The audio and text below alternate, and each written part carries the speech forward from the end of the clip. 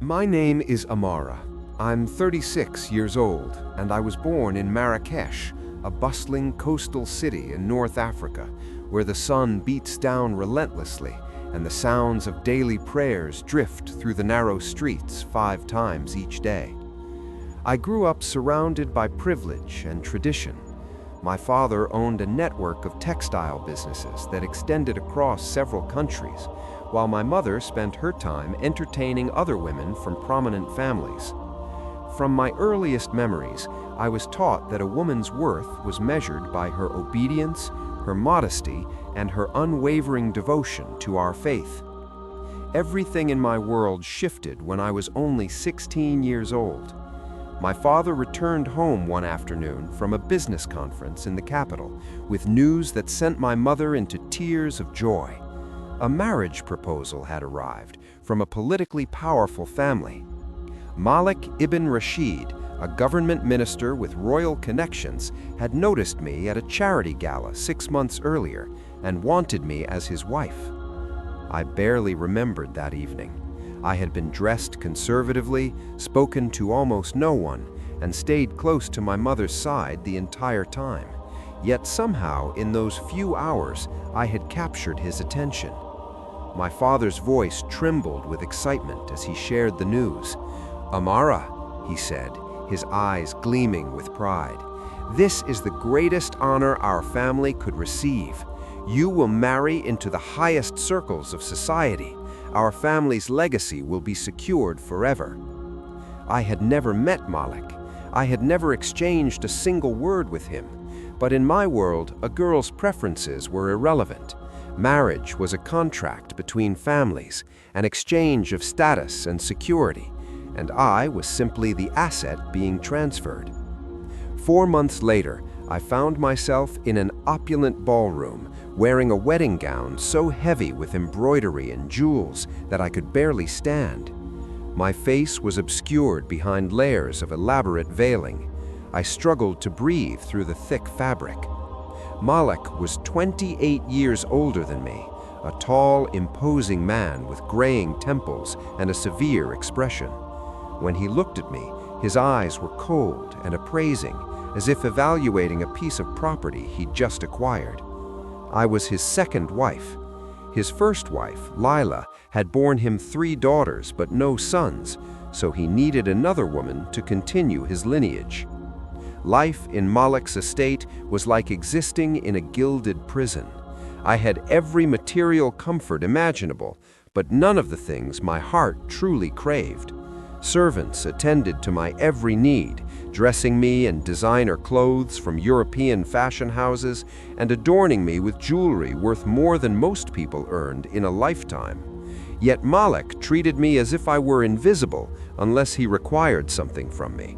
He traveled constantly for political affairs and business negotiations. When he was home, he divided his time carefully between Lila and me, maintaining a rigid schedule that left little room for genuine connection. I felt profoundly lonely despite being surrounded by people constantly. During my marriage, I gave birth to 3 children. First came Tariq, now 18, a serious young man who aspires to become a religious scholar like his grandfather. Then Zara arrived, my 15-year-old daughter with bright, inquisitive eyes, who asks endless questions and devours books with insatiable curiosity. Finally, there was Karim, my 12-year-old son, a gentle soul who loves animals and spends hours caring for the estate's peacocks and songbirds. My children became my entire world, my only source of genuine joy. I raised them exactly as I had been raised, teaching them the traditions and beliefs that had been passed down through generations. I made sure Tariq memorized our sacred texts before his 10th birthday. I taught Zara to dress modestly from age 8, explaining that her beauty was precious and should be protected. Karim learned our prayer rituals starting at age 6, kneeling beside me on the prayer rug, his small forehead touching the floor in devotion. Our entire existence revolved around religious observance. During the holy month of fasting, we abstained from food and water from dawn until dusk, and I prepared elaborate evening meals to break our fast. I made sacred pilgrimages to our holiest sites 3 times, walking prescribed paths with millions of other faithful pilgrims, tears streaming down my face as I begged for divine mercy and blessings. Malik enforced religious rules with rigid severity. No Western music was permitted in our home, no films depicting anything he considered impure, no friendships with people outside our faith community. The world beyond these walls is filled with corruption and moral decay, he would announce during dinner, his voice hard and final. We are different. We follow the righteous path, and we do not stray. I agreed with everything he said. How could I not? This belief system was all I had ever known. It was the foundation of my entire worldview, the lens through which I interpreted everything. Yet sometimes, late at night when the estate fell silent and my children slept peacefully, I would stand by my bedroom window, gazing out at the city lights stretching endlessly into the darkness. A small, dangerous question would begin forming in my heart. Why? Why did the divine feel so impossibly distant? I performed all the prescribed prayers faithfully. I bowed in reverence, prostrating myself with absolute devotion. Yet I felt nothing. It was like speaking into an empty void. I followed every rule meticulously, covered myself completely, fasted until my head pounded with pain, gave generously to charity, but I never felt adequate. There was always another rule to follow, another sin to avoid, another reason to fear eternal punishment. 3 years ago, everything began to change. Malik received an important government appointment, and we relocated to Casablanca, a major metropolitan center. Casablanca was different from my hometown. It was a modern city with gleaming glass towers reaching toward the sky, luxury vehicles on every street, and people from diverse backgrounds mingling freely. It still had its traditional elements and customs, but the atmosphere felt less suffocating somehow. I began volunteering at a women's shelter sponsored by Malik's political connections, helping women escaping abuse and refugees seeking safety. It was the first time in my life I had done anything meaningful outside the estate walls. I encountered women with heartbreaking stories, widows who had fled violence, mothers who had lost everything, young girls who simply wanted education and opportunity. Many had suffered unimaginable hardships, yet their eyes still held hope. That fascinated me deeply. One afternoon, I met a volunteer named Elena. She came from a different religious background and worked at the shelter organizing food and clothing donations. Elena was unlike anyone I had ever known. She smiled constantly, even when the work was exhausting. She treated the refugee women with a warmth and compassion that touched something deep within me. One day, while we sorted through boxes of supplies, I asked her a question that had been building in my mind. Elena, why do you do this?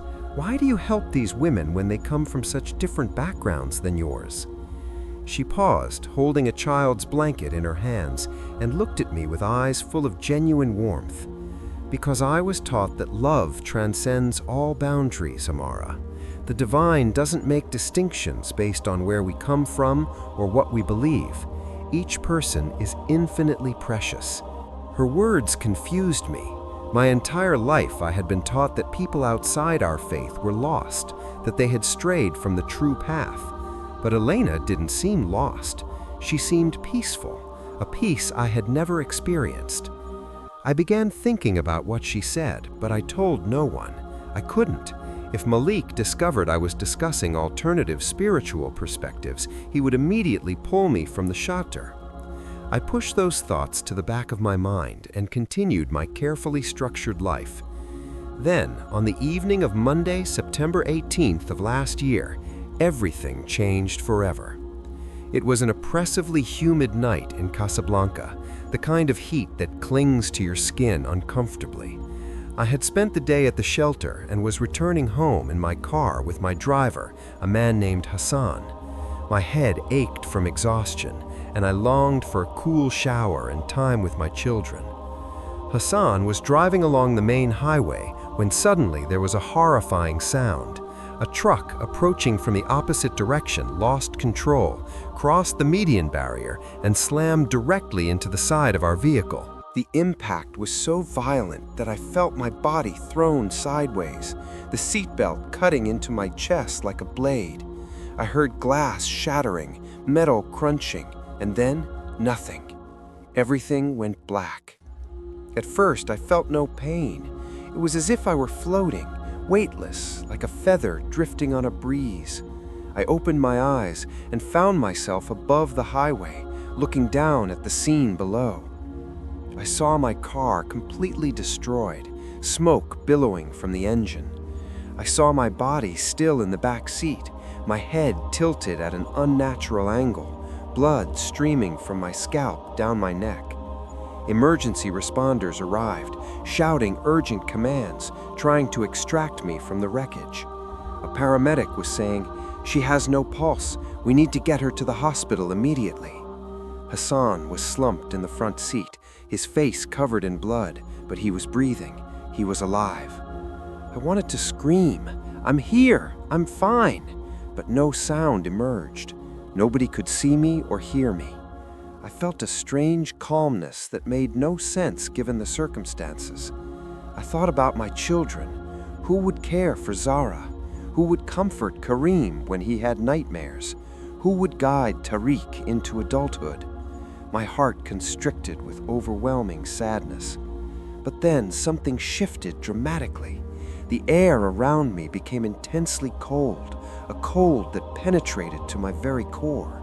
I heard voices, whispers that seemed to emanate from everywhere simultaneously. They were voices filled with despair, anguish, and pain. I looked down and saw a tunnel opening beneath me, like a massive void consuming everything around it. It was dark, so profoundly dark it seemed to devour light itself. I felt a force pulling me downward, like invisible hands grasping my clothes, my arms, my hair. I tried to resist, but it was futile. I screamed for help, but my voice was swallowed by the emptiness.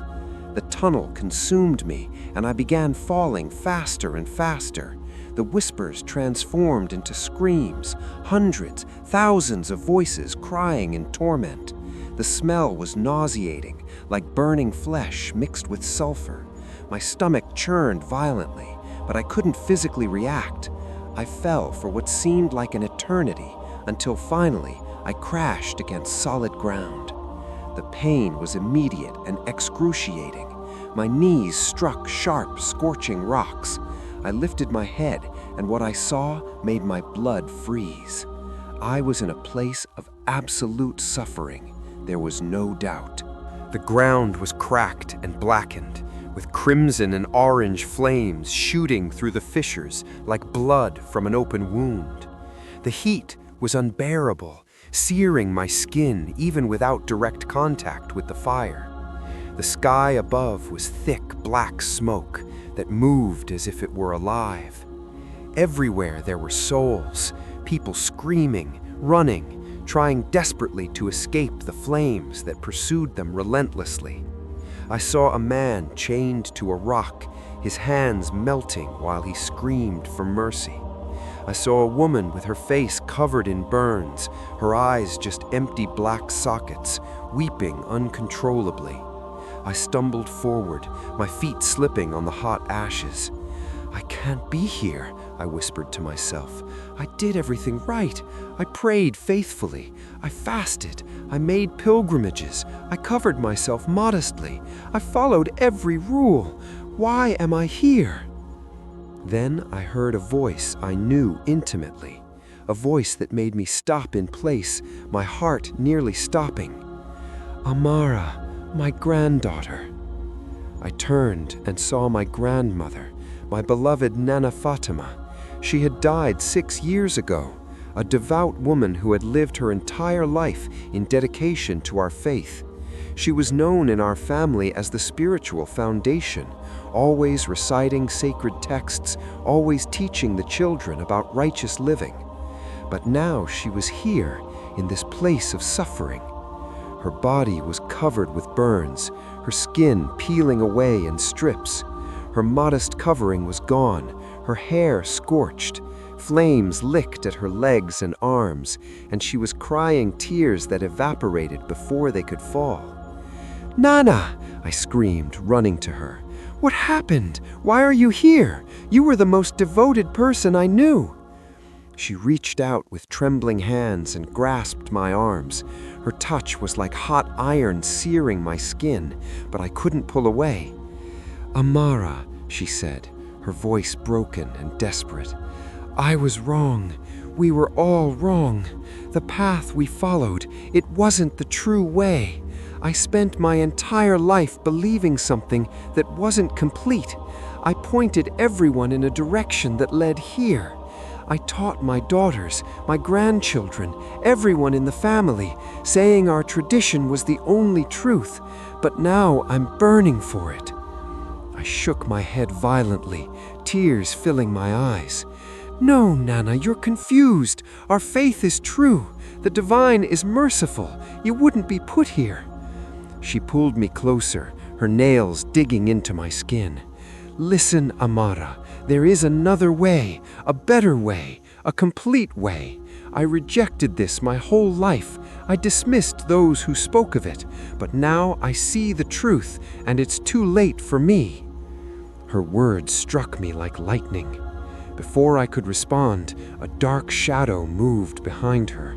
It was a horrifying creature made of smoke and fire, with eyes that glowed like burning coals. It grabbed my grandmother by the shoulders and began dragging her backward.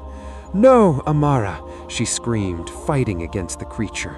"Tell your children, tell them not to let them come here. There is another way, a complete way. Tell them before it's too late." Her voice dissolved into an agonizing scream as the creature pulled her into the flames. I ran after her, trying to reach her, but the fire rose like an impenetrable wall between us. I fell to my knees, covering my face with my hands, sobbing uncontrollably. Everything I believed, everything I had been taught, was crumbling around me. I closed my eyes tightly, the heat burning every inch of my body. "If there is a divine truth," I begged aloud, "show me what is real." Suddenly, the heat stopped.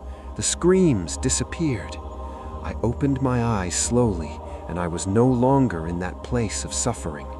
I was surrounded by light, a golden, warm light that didn't hurt to look at. It was like being inside pure radiance, but without any pain. The light felt alive, pulsing, wrapping around me like a mother's embrace. I felt something I had never experienced before in my entire life. Love. A love so deep, so complete, so unconditional that it made my heart ache with joy. It was as if every broken part of me was being healed, every fear being washed away, every doubt being answered without a single word being spoken.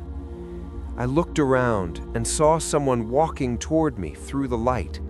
It was a figure unlike anyone I had ever seen, dressed in radiant white robes that seemed to glow from within, with a face that radiated both infinite kindness and absolute authority simultaneously.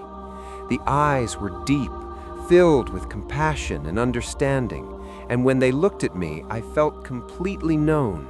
Every thought I'd ever had, every tear I'd ever cried, every moment of pain and joy in my life. I knew somehow who this was. I fell to my knees again, but this time it wasn't from fear, it was from reverence. I didn't know what to say. My voice emerged as barely a whisper. "Who are you?" The figure didn't speak with audible words, but I heard a voice in my heart, clear and strong. I am the way, the truth, and the life. I am what you have been searching for." Tears streamed down my face, but I followed the path I was taught my whole life. I rejected anything different. "Why are you here? Why are you showing me this?" The figure knelt beside me and placed a hand on my head. The touch was gentle, like a soft breeze. "Because I love you, Amara. I have always loved you. I came to offer you what you couldn't earn through any amount of striving." The words broke something inside me. I began crying harder, my body shaking. "I showed you that place of suffering not to terrify you, but so you would understand the truth. The path you were following, no matter how sincere, was incomplete. It leads to separation from love. But I came to offer you complete connection, absolute acceptance, total forgiveness." Then visions began appearing in my mind, as real as if I were experiencing them firsthand. I saw sacrifice. I saw suffering undertaken willingly out of love. I saw someone taking the punishment that others deserved, bearing the weight of humanity's failures, mistakes, and rebellion. I felt the pain, not just physical, but emotional. The weight of carrying every lie I'd told, every moment of pride, every judgment I'd made against others. I heard words echo through my consciousness. "Forgive them, for they don't understand what they're doing." This wasn't just suffering. This was suffering for me, taking my place, paying a debt I could never pay. "Why?" I sobbed, my heart breaking. "Why would you do this?" "Because I love you," came the answer. "There is no greater love than to lay down one's life for another. And you are precious to me, Amara. You always have been." Then I saw victory over death itself. I saw a tomb, dark and cold. Then a light exploded from inside it, brighter than 1,000 suns. The figure walked out alive, whole, glorious. Death had no power. The victory was complete. I understood in that moment. This wasn't just another teacher or prophet. This was divine love made tangible. This was the only way to truly defeat death, the only way to offer eternal life. Then I was shown my children. I saw two possible futures, like paths diverging at a crossroads. In the first, they remained on the path I had raised them on. I saw Tariq becoming rigid and severe, teaching others to fear divine judgment, but never experiencing genuine love. I saw Zara married to a controlling man, her light extinguished, her curiosity crushed. I saw Kareem growing up burdened with guilt, always trying to be good enough, but never reaching it, always carrying shame. And then I saw the end of that path. One by one they died, and their souls went to the place of suffering I had just left. I heard their voices. "Mother, why didn't you tell us? Why didn't you warn us?" My heart shattered into 1,000 pieces. "No!" I screamed. "Not my children! Please, not my babies!" But then I was shown another path. I saw my children finding this truth. I saw Tariq, his face no longer filled with rigidity, but glowing with peace as he studied new wisdom. I saw Zara married to a man who truly loved her, her eyes full of that curious spark again as she learned and taught other women. I saw Kareem laughing, free from the crushing weight of guilt, living with joy instead of fear, motivated by love rather than terror. And then I saw a place of eternal beauty and connection. They were there, all three of them, wrapped in the same golden light that surrounded me now. They were happy, complete, safe, loved. My heart exploded with joy and relief. "Yes," I whispered, "yes, I want this for them." The figure looked at me with infinite tenderness. Then go back, Amara. Go back and tell them. It won't be easy. Malik won't understand. Your family will reject you. You may lose everything you know, but I will be with you. I will never abandon you or your children. They need to hear the truth. They need to experience this love. I felt strength flowing into me like liquid fire, filling my veins. I will, I answered, my voice firm for the first time. I'll tell them, no matter what happens. The light began to fade, but the warmth of that love remained in my heart. I heard the voice one last time. Remember, Amara, I am the way, the truth, and the life. Tell this to everyone who will listen. Then I felt a violent pull, as if my body was being yanked back through space. I heard distant voices, beeping machines, urgent commands. I opened my eyes and found myself in a hospital room. The ceiling was white and bright, fluorescent lights assaulting my vision. I tried to move, but my body was heavy and aching. There were tubes in my arms, medical equipment surrounding my bed. I turned my head slowly and saw Malik sitting beside me, his face exhausted and aged. My children were there too. Tariq was leaning against the wall, arms crossed, his face serious. Zara was sitting near the window, her eyes red from crying. Kareem was holding a small toy, his face pale with fear. Malik noticed I was conscious. His eyes widened. "Amara," he said, his voice hoarse, "you came back, thanks to God." I tried to speak, but my throat was dry as sand. A nurse rushed in, checked my vital signs, and gave me water. After a few sips, I managed to whisper the words that had been burned into my consciousness. "I saw the truth." The words came out before I could think. The room fell silent. Malik leaned forward, frowning. "What did you say?" I looked him in the eyes, my heart pounding. "I died, Malik. I went to a place of suffering. I saw Nana Fatima there. She told me we were wrong, that our path was incomplete.